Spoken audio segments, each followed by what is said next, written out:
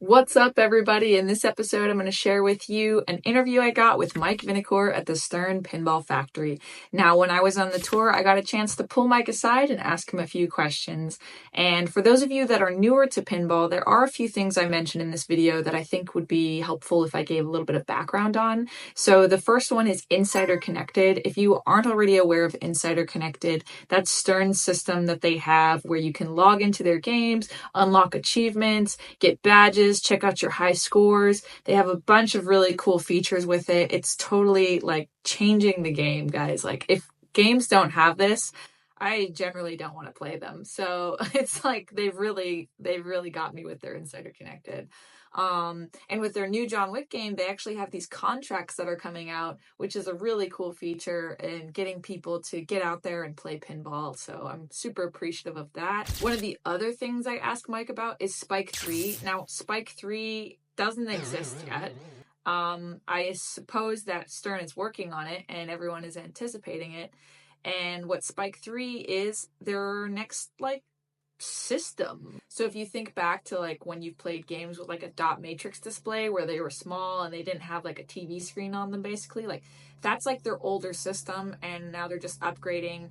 And so Spike 2 is that one with LCD screen. So if you've played Deadpool, Godzilla, Mandalorian, John Wick, all of those are operating off of Spike 2. Now what the pinball community is anticipating is Spike 3, and like what does Stern plan to do to change that? So I would say it's kind of like having a PlayStation versus a PlayStation 5, maybe. Feel free to tell me in the comments below what you think about Spike 2 versus Spike 3, like what does that analogy equal? Another thing I do mention too is AI in games. This refers to the new AI system that they've incorporated in the John Wick pinball machine, where the game is a little bit more randomized when you're fighting enemies on the field. So those were the questions that I think I asked where maybe a little bit of background would be helpful. Without further ado, I'm going to go ahead and run the clip. So I came up in this business through video games, so I was well versed in achievements when we had to do them for the games I was a designer on. So when I think of rules, like for example, when I worked on James Bond, I would also think about what achievements can I make out of this rules. You get the obvious ones like starting a mode, finishing a mode, but then I also tried where it worked to come up with like some more advanced thing, like if you did it a certain way that was harder. I try to make achievements for that stuff too. Or like how many skill shots can you get in a single game that are unique, things like that. So now when I'm designing rules in a game, I'm definitely thinking like, what else can I make achievements of? Because I have to design them all at the roughly the same time. So that's just another thing that has to go into the game as we're developing them. For Wick, I didn't formally work on the project at all. It's one of the only 2 games I haven't touched.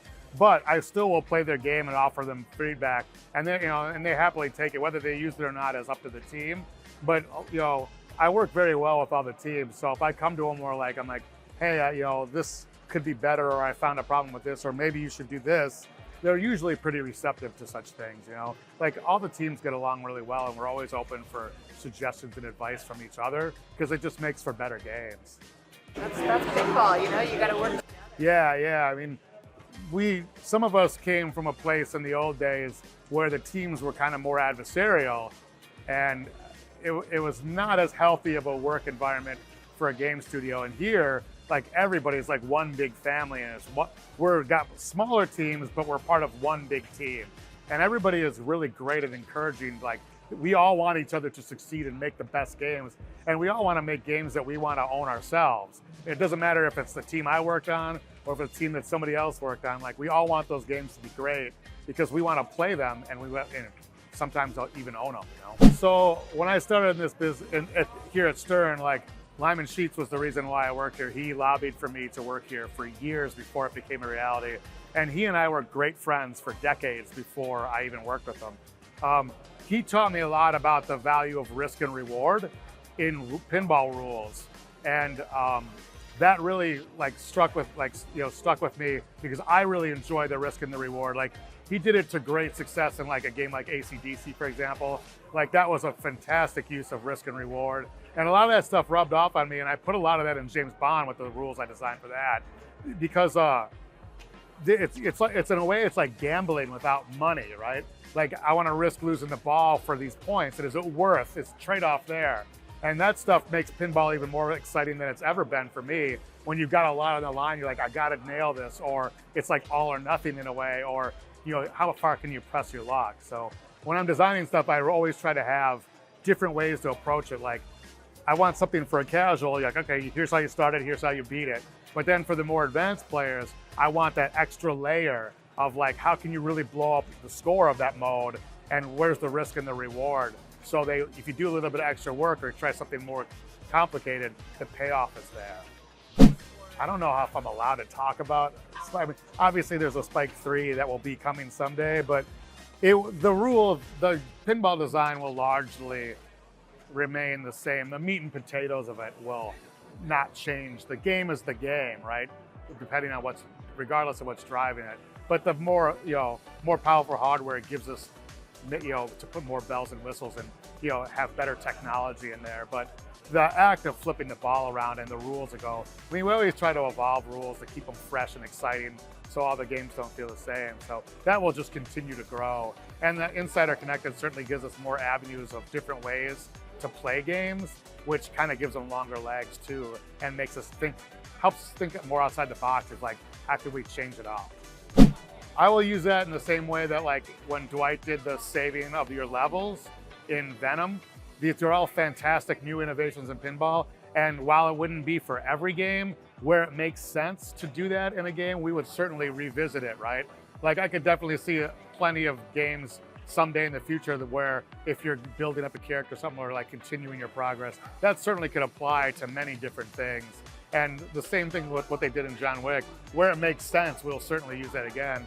In the same way that, pinball rules get reused and repurposed in different games, because if it's fun and it applies and it fits well within what you're trying to accomplish in your design, then yeah, you'll use it again.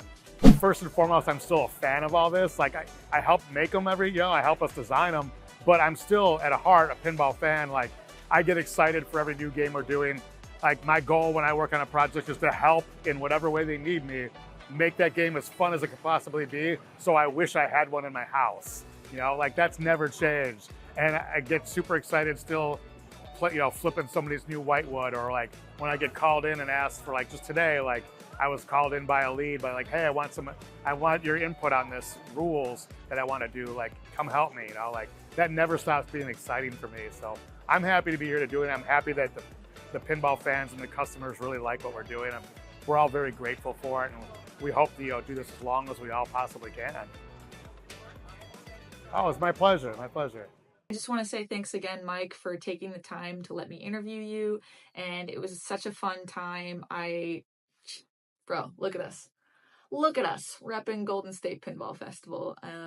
Super cool. It was really great. And I hope that if you guys have any other questions for Mike, feel free to leave them in the comments. Maybe I get a chance to interview him again. He told me that he'd like to. So, yeah, thank you guys again for watching, and I'll catch you on the flip side.